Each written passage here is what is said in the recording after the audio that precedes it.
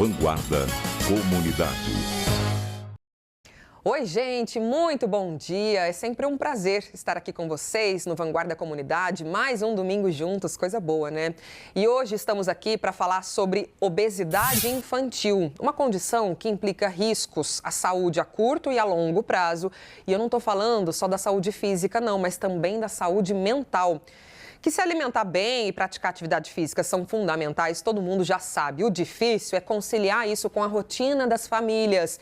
Difícil é dar o exemplo em casa, porque isso também envolve fatores econômicos, sociais, culturais. Acompanhem comigo, por favor, os números que a gente traz sobre isso. Atualmente, 35% das crianças e adolescentes do Brasil, com idades entre 5 e 19 anos, estão com obesidade ou sobrepeso. Segundo a associação que estuda a obesidade no país, uma projeção mostra que, se nada for feito, daqui a 10 anos, metade das nossas crianças e adolescentes pode ficar obesa. Alarmante esse dado, hein, gente? Olha só, vou apresentar para vocês a doutora Gabriela Stravini. Ela é médica endocrinologista infantil. Doutora, bem-vinda, bom dia. Bom dia, Thalita. Tudo bem? Obrigada, viu, por me receber aqui para a gente falar um pouco sobre esse assunto tão importante. Imagina, que é isso, a gente que agradece, doutora, é um prazer. Esse assunto importante, como a senhora disse, né? A gente acabou de ver um dado muito impactante. Sim. Mas antes da gente mergulhar aqui no nosso bate-papo, vamos começar explicando o que exatamente é a obesidade infantil, o que caracteriza em números a obesidade infantil, doutora? Legal. A obesidade infantil, ela é uma doença multifatorial. Então, o que isso quer dizer? Ela tem vários fatores que influenciam para a criança ter uma obesidade. Então, dentre eles, quais vai ser? O estilo de vida da criança, o ambiente familiar e também, principalmente, agora a gente sabe que o fator genético influencia muito. Então, 70% das crianças é um fator genético associado. Então, o que isso quer dizer? Que a gente precisa prestar atenção em todos esses fatores também. O que é a obesidade por definição? Então, a obesidade, ela na criança é diferente do que do adulto. Do adulto são números absolutos. O da criança a gente usa curvas de IMC, que é o índice de massa corporal.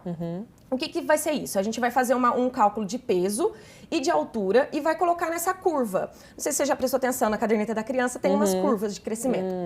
E aí, o que acontece? Quando você tiver no Z-score mais 2, ele já entra como obesidade. Então, aí existe o sobrepeso, que é do mais 1 ao mais 2, do mais 2 ao mais 3 obesidade, e existe também a obesidade grave. Então, a gente classifica essas crianças dessa forma. É um tema muito, assim, abordado, porque, igual acabou de falar, em 2035, cerca de 380 milhões de crianças vão ter obesidade infantil. Nossa Então, Senhora. é muita gente mesmo. Por isso que cada vez mais a gente está falando desse assunto, né? Isso impacta, doutora, educação, a própria rede de saúde pública. Mais pra frente a gente fala sobre isso, né? Eu queria voltar nessa questão do diagnóstico.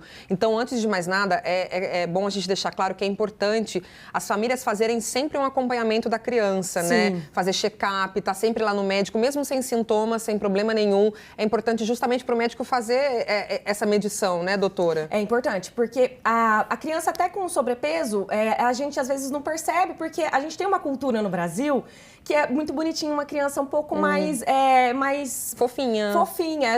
As pessoas acham um pouco mais bonitinho, principalmente quanto mais novinho. Sim. E a gente sabe que quanto mais novo, é pior. Então, quanto mais precoce uma obesidade, é mais chance de ser um adolescente obeso. Puxa em torno vida. dos 3 anos, quando inicia essa obesidade, 75% já vão ser obesos na adolescência. Então, Nossa. é muito grave. Então, por isso que a gente precisa parar com essa cultura de achar muito bonitinho e querer que a criança coma a todo custo, com qualquer alimento, para não ser um obeso futuramente. Às vezes, pai e mãe falam, veem a criança ali magrinha, falam que ela não está saudável, né? Mas não é bem assim, né, doutora? Não. Por isso a visão, então, de um especialista. A senhora chegou a usar um outro termo, que é o sobrepeso. A gente está falando aqui de obesidade e tem esse tal do sobrepeso. Qual que é a diferença entre eles, doutora? A diferença mesmo é dessa curva Tá. que eu te falei, porque ela vai ficar um pouco mais abaixo da curva da obesidade, Tá. e aí a questão dessa continha que vai ficar um pouco mais abaixo mesmo. Mas também é uma criança que a gente precisa ficar atenta. Porque até os estudos recentes mostram que o sobrepeso, ele tem mais chance, sim, de virar uma obesidade na adolescência e como adulto. Então, não é porque é sobrepeso que tá tudo bem e que a gente pode deixar passar também. Tem que ficar bem em cima e de olho. Doutora, e qual que é a especialidade que cuida disso, digamos, né? A senhora é endocrinologista infantil, por exemplo. As famílias podem procurar um pediatra ou tem alguma outra especialidade na rede pública? Por exemplo, um clínico geral pode fazer essa avaliação da curva? Da curva é mais o pediatra mesmo, porque o clínico geral ele vai tratar mais o adulto, então o pediatra ele vai saber melhor essa parte da curva. Além disso, claro, assim, o médico pediatra então pode, o endócrino infantil é mais especialista disso, mas também o médico da família e da comunidade também tranquilamente pode tratar isso. Então, o SUS ele tá coberto com esse médico, sim, ele sabe e ele é capaz de fazer todo esse diagnóstico. A senhora atende também no Hospital Regional em São José dos Campos, né? E o que é o perfil, o que a senhora vê de perfil ali dessas famílias, desses atendimentos que a senhora faz, sobretudo de obesidade infantil, né? Eu não sei se a senhora consegue traçar um perfil, assim, dessas famílias em termos econômicos mesmo, ou culturais, porque isso mexe, tem um impacto na família muito grande, né, doutora? O problema é que, infelizmente, a gente vive num país que, além da cultura da gente sempre se reunir, vai ter um bolinho, fica que vai ter bolo, e aí a gente sempre quer agradar com a comida. Além disso, a gente tem também um fator socioeconômico que as crianças acabam comendo o que, infelizmente, dá ali, né? Sim. Então, às vezes, tem valor nutritivo importante e acaba prejudicando bem o peso. Tanto que a gente fala no consultório e tudo mais que o ideal seria um prato colorido, que a gente está acostumado. Então, só que a gente sabe que não é a realidade de todos os brasileiros, mas o ideal mesmo seria um prato colorido. A metade do prato seriam com verduras, legumes, a outra metade a gente põe mais proteína e também coloca um feijão, uma leguminosa, alguma coisa assim, que não é todo mundo que tem essa oportunidade, mas seria o ideal. Então, se começar a mudar também esses hábitos, por mais que seja difícil, mas são comidas que são verdadeiras, que a gente fala, né? Então, às vezes, fica até mais barato do que ficar indo toda hora na vendinha, pegar uma comidinha, uma bolachinha. A gente tem uma falsa sensação de que a comida industrializada, o pacote de bolacha, de salgadinho, é mais barato do que a comida de verdade, né? E muitas vezes, depois, quando você coloca na ponta do lápis, não é isso. E também é um desafio das famílias de fazerem as crianças gostarem dessas comidas coloridas, porque quando você é criança, não gosta, né? De verdura, de legume, de nada, né, doutora? É impressionante. E o que atrapalha muito também é um hábito beliscador. Então, toda hora, fica indo na cozinha, aí pega uma bolacha ali, aí abre a geladeira. Isso atrapalha muito a rotina da criança. Então, a criança, o ideal, para todo mundo, na verdade, mas principalmente para a criança, é ter uma rotina alimentar. Então, chegou a hora de comer, você vai comer isso, para não ficar beliscando, que atrapalha bem essa parte também. Doutora, no próximo bloco eu vou querer falar sobre os problemas provocados pela obesidade infantil, problemas na saúde física, na saúde mental, mas agora eu só queria entrar na questão do tratamento. Então, vamos lá, a criança foi diagnosticada com obesidade infantil. Opa, vamos mudar os hábitos dessa família, mas também tem outras coisas, outras questões que entram no tratamento, por exemplo, criança pode tomar medicamento, cirurgia bariátrica. Uma criança pode fazer uma cirurgia bariátrica num caso extremo, doutora? Então, inicialmente a gente faz o quê? A gente tenta mudar o estilo de vida mesmo, então mudar os hábitos alimentares, a atividade física tem que ser eficaz. Então, o que seria isso? Seria uma atividade física em torno de 12 semanas, mais de 2 vezes na semana, que é complicado também, mas é o que o ideal seria isso. E seria mais assim, intensa. Aí, além disso, a gente tem um tratamento que é a partir de 12 anos. Então, esse tratamento, ele ainda não está liberado no SUS, mas é uma intervenção muito eficaz também no tratamento da obesidade. E aí, também, alguns estudos que saíram falam que ele, sozinho, ele não tem tanta eficácia quanto se você toma a medicação com uma mudança do estilo de vida. Olha. Então, mudar o estilo de vida é essencial. Então, é isso que a gente precisa mesmo. E aí, o tratamento é acima de 12 anos. E a cirurgia bariátrica, aí tem que ter todo um acompanhamento multidisciplinar. E que é isso? Um nutricionista, um psicólogo, algumas pessoas acompanhando, só que é acima de 16 anos. Tá. Aí já não é tão precoce assim. E quando a gente fala de obesidade infantil, a gente pega ali a faixa etária de criança e adolescente. Adolescente até que idade, mais ou menos, doutora? É até uns 18 anos. Ah, tá. Beleza. Doutora, então vamos fazer o seguinte, vou chamar essa pausa que eu tinha falado e no próximo bloco a gente entra nas questões aí que envolvem a obesidade, questões que afetam a saúde física, a saúde mental. É num instante só.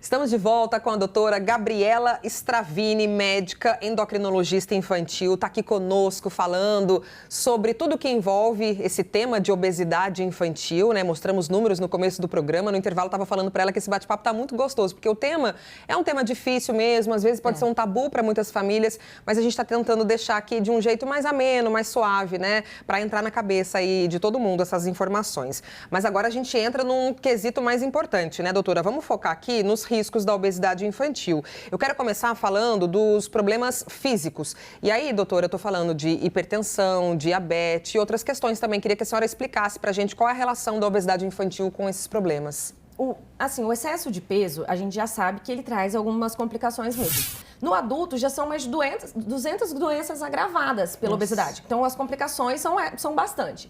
Na criança, quais vão ser, assim, mais frequentes? Então, o pré-diabetes, o risco é de mais de 2 vezes de pré-diabetes. Então, é realmente bem complicada essa parte. As doenças cardiovasculares também são muito comuns depois, futuramente. Além disso, a apneia do sono, então a criança tem uma dificuldade de respirar pelo próprio excesso de peso. A esteatose hepática, que é a famosa gordura no fígado.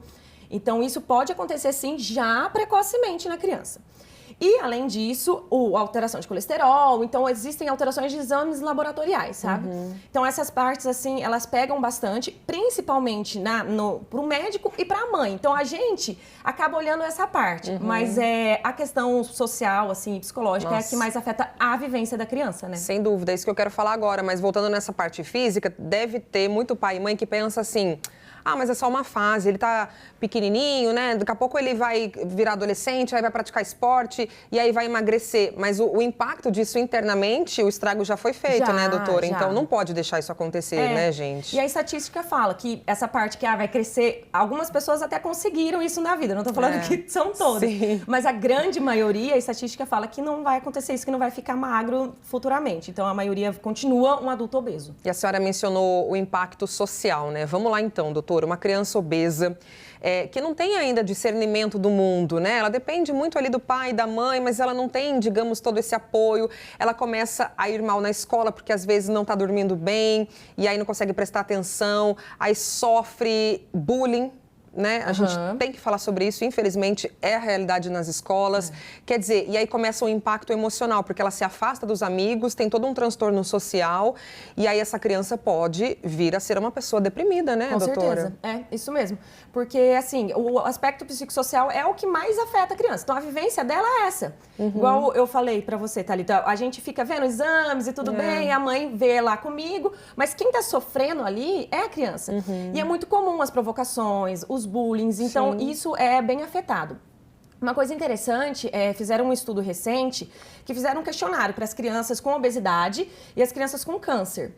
E esse questionário era sobre a relação psicossocial, a saúde mental dessas crianças. E eles viram que as crianças com obesidade, eles sofrem mais e eles têm mais prejuízo social do que as crianças com câncer. Então, eles realmente são crianças que precisam da nossa atenção, porque se não cuidar, realmente vai ter uma depressão no futuro. E isso é muito grave, né? Nossa, afeta a autoestima diretamente, né, doutora? E quer dizer, e aí, mais do que nunca, a importância de um tratamento multidisciplinar, porque daí a gente vai corrigir a questão física com endócrino, pediatra, nutricionista, mas também a saúde mental. Muita gente pode achar bobeira, porque eu sei também, né, se não tiver pela rede pública, é um peso no orçamento ter que procurar um profissional de saúde mental. Mas colocar a criança num psicólogo, numa terapia desde cedo é fundamental, com certeza, né? Porque afeta mesmo. Afeta todos os âmbitos, né, da criança. Então, isso é muito grave, sim. Doutora, no começo a gente estava até falando dessa questão do diagnóstico, né? A gente falou do check-up, o diagnóstico é feito ali no consultório, então, né? Vai ali. Mas tem outros exames de dia a dia, de rotina, que a senhora indica também, que podem ser importantes a família fazer? Olha, na verdade... o exame é clínico mesmo. Então, é pesar, medir, ver toda a criança. Circunferência abdominal é muito importante, porque se tiver aumentada também é maior risco de ter uma esteatose hepática, de ter síndromes metabólicas. O essencial é o exame clínico. Então, o exame clínico é maravilhoso. Agora, exames laboratoriais, então de sangue mesmo, é mais para quem tem fatores de risco. Então, quando é mais novinho, se o pai e a mãe têm fator de risco, aí coleta, ou só depois da puberdade. Então, não é um exame de rotina que a gente precisa ficar fazendo, sabe? Mas se você já tem um diagnóstico de obesidade, aí a gente investiga as complicações mesmo. Perfeito, muito bem explicado. Eu vou fazer mais uma pausa agora, doutora, e aí no próximo bloco a gente fala muito sobre o exemplo dentro de casa, prevenção, como buscar ajuda no dia a dia ali, né? Fazendo uma atividade física, se alimentando melhor. É bem rapidinho, a gente já volta.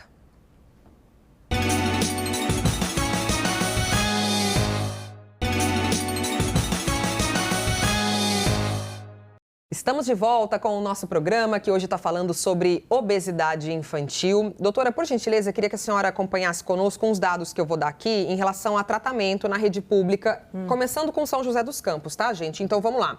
A Prefeitura disse pra gente que faz aí ações de prevenção ao excesso de peso infantil, como, por exemplo, esse projeto que está aparecendo, que é o projeto Alecrim.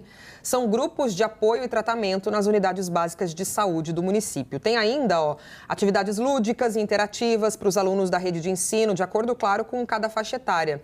Uma dessas atividades, por exemplo, é o jogo Amarelinha, que é um jogo simples, antigo, mas que pode fazer total diferença ali no dia a dia da criança, né? Então, esses são os dados em São José dos Campos. Passando a tela, vou mostrar para vocês dados de Taubaté também. A Prefeitura também mandou informações para a gente, tá? A Prefeitura de Taubaté, disse que a atenção primária à saúde faz ações de prevenção contra a obesidade infantil.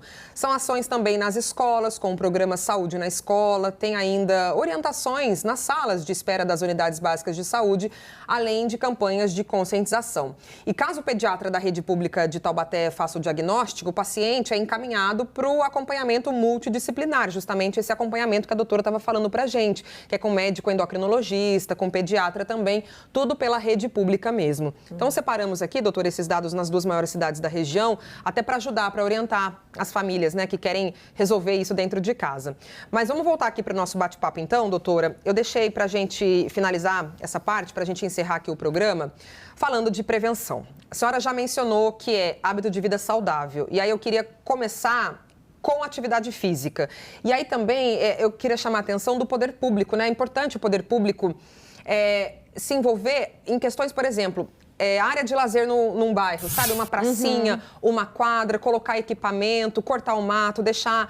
Não é besteira isso, é justamente um espaço para que as pessoas, sobretudo as crianças, façam atividade de graça, né? De forma gratuita, para prevenir obesidade, para prevenir problemas na rede pública de saúde. Então, primeiro de tudo, exercício físico é fundamental, né? É fundamental. Isso, e tem que ser eficaz, igual eu falei, Thalita, porque se for lá só para dar uma passeada e conversar com os amiguinhos, não dá, né? Não vai dar certo. Então, realmente tem que ser 1 hora de exercício, que tem que suar um pouquinho, né? Não dá para ficar só conversando ali. Doutora, academia é uma dúvida de muita gente, de muitas famílias. A partir de que idade a criança ou adolescente pode entrar na academia? Em geral, a gente precisa ver se o crescimento tá tudo bem, se ela tem algum problema de saúde que impeça isso. Mas, em geral, dependendo do tipo de exercício, eles podem entrar a partir de 12 anos com uma equipe, né, com um instrutor, tudo já pode fazer com 12 anos. Eu já ouvi dizer que a menina, no caso da menina, quando depois que menstrua, já pode fazer academia. E tem muita menina que menstrua cedo, com 9, 10, 11 anos. Nesse caso, menstruou, pode fazer academia? Não tem muita relação com a menstruação, não. Tá. Mas, na verdade, esse mito de que às vezes interfere no crescimento, tudo não é muito real, não. Então, pode fazer o que precisar, faz a natação, o basquete, tudo isso. Pode fazer, não tem problema, não. Mas não tem relação com a menstruação. Doutora, eu falei do papel do poder público, né? De oferecer espaços para atividade gratuita, porque é difícil também pagar uma academia, pagar um lugar para a família toda, né? Imagina o pai e mãe ter que pagar uma academia para criança, enfim. Mas aí eu também quero falar do papel do cidadão, da cidadã, do pai e da mãe. Tem que dar o exemplo em casa. Se não tiver esse exemplo, não adianta querer que a criança seja diferente, né? Exato, porque isso eu vejo muito. Que aí os pais ficam, mas viu, fulaninho, viu? E verdade, quem compra as coisas é o pai, né? E a mãe. Exato. Então, quem tá indo no supermercado... Tudo bem que às vezes eles vão na vendinha da tia, né? Pegar alguma coisa, mas... A grande maioria da alimentação em casa são os pais que compram. Então, isso tem que ser, assim, bem reforçado em casa, que todo mundo tem que fazer uma alimentação saudável, um estilo de vida melhor mesmo. Porque aí vai um influenciando o outro e ajudando. Porque sozinha a criança, ela vai se sentir culpada, vai se sentir pior ainda, se só ela mudar dentro de casa. E quando a gente fala de alimentação, a gente não fala só do produto, do alimento em si, mas da qualidade da refeição. Por que eu tô falando isso? Tem muito pai e mãe que senta na mesa e tá aqui, no celular, mexendo aqui e comendo rápido e mastigando e respondendo. Refeição é sagrada, né, doutora? Tem que ser aquele momento. Eu sei que é difícil, eu tô falando, mas eu não consigo colocar isso em prática. É deixar o celular de lado, se alimentar bem, mastigar bem, né, para ter uma boa digestão e todo mundo junto, se puder ali, né, doutora? Tem que estar presente na refeição mesmo, né? Para você não ficar ingerindo alimento sem perceber que está comendo e aí depois fica repetindo mais prato, porque você nem percebe o que está ali na sua frente, né? Doutora, vamos lá, a senhora chegou a mencionar algumas coisas, né? Falou do prato colorido. Vamos destrinchar um pouco mais essa parte. Café da manhã. Tem muita criança que vai para a escola, se alimenta na escola mesmo, né? Na merenda, enfim, tem gente que come em casa. O que a senhora indica? O que é mais recomendado? Eu sei que isso varia de acordo com cada faixa etária, família, mas o que seria um bom café da manhã para uma criança, doutora? Olha, na verdade precisa ter os grupos alimentares. Então tem que ter proteína, um carboidrato também. No café da manhã é mais a proteína e o carboidrato mesmo. Fibras, né, que é muito bom, importante até pro próprio intestino. Então essa parte também do café da manhã, tendo esses grupos alimentares, já tá ótimo, já.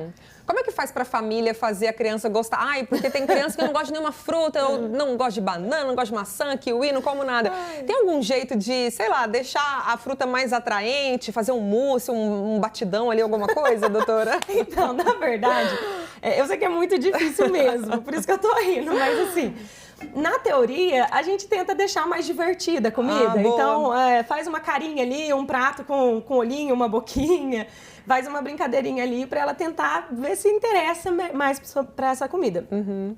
Outra coisa também é a insistência. Infelizmente, é muito cansativo, mas você tem que insistir na comida ali até chegar uma hora da criança aceitar e experimentar o alimento também, né? Porque a criança, ela vai recusar, né? Às vezes o pai e a mãe não querem chatear a criança. Tá bom, não quer. Não, vamos insistir, né? E aí é um pouco cansativo também, né? Mas a insistência da comida, a gente tem que oferecer cerca de 10 vezes a mesma comida para criança. Nossa, olha... Então, até ela aceitar. Então, isso também é um pouco... tem que ser insistência mesmo. Na dúvida, pergunta para o médico, né? E voltando a falar do poder público, também é importante essas campanhas. Agora, a gente está nessa campanha, é o mês aí de combate à obesidade infantil. É uma campanha justamente para chamar atenção para esse problema. A gente viu dados preocupantes. Metade das crianças do Brasil pode ficar obesa daqui a 10 anos. Imagina, está muito perto disso acontecer, né, doutora? Então, essa campanha vem para reforçar mesmo esse assunto, né? Sim, e tem que ser falado mesmo, porque cada vez mais essa parte está piorando da obesidade, né? E o importante também, é muito bom ter essas campanhas, porque o importante é que a gente não fique só observando isso acontecer, Pois né? Então você fica observando, legal, olha, ele tá ganhando mais peso dos últimos tempos. Então a gente tem que agir de forma mais firme mesmo. Nós, como médicos e os pais, tem que ser mais firmes nisso. Porque senão as complicações vão ser cada vez mais precoces e cada vez mais graves. Então, acho que de mensagem assim, que eu gostaria até de deixar é que a gente tem que realmente se impor bem sobre a obesidade infantil, porque senão as coisas não vão sair conforme o planejado na vida da criança. Ela vai ter uma expectativa de vida bem menor. Olha isso, é muito impactante essa sua fala, doutora. E é importante a gente pensar sobre isso, não só pais e mães de crianças e crianças obesas, mas todos nós enquanto sociedade, porque isso vai refletir num congestionamento da saúde pública, né? Pode afetar toda a sociedade, impactar relações sociais, saúde mental, como a gente falou no bloco anterior. Então, é um assunto urgente que tem que envolver também as escolas, professoras, professores, todo mundo ficar atento, de repente conversar com a família, chamar a família de canto, falar sobre isso também, ajudar ali o aluno. É um tema mais do que urgente.